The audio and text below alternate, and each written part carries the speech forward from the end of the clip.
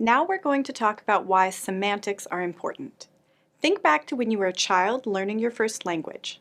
Well, first you learned to speak, but then at the age of 4 or 5 or 6, did your parents put a pencil in your hand before they ever showed you a book?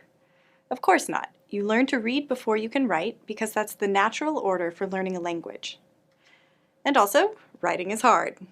So of course we want to learn how to read first. The same is true for programming.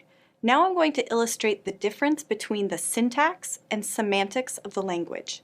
Here we have a simple Python program, and let's look at function g. The syntax of this function includes the while keyword, a conditional expression, and the loop body.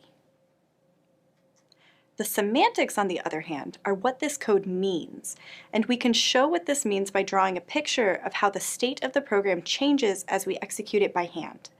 Let's say our execution arrow shown in green here is just below the line total equals 0.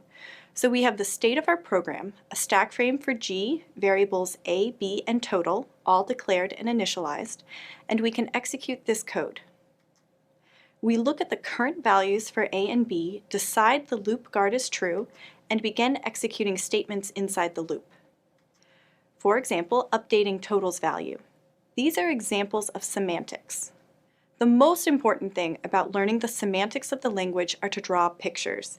It's very difficult to read and understand a piece of code if you can't draw a picture of the state of the program as you execute it by hand.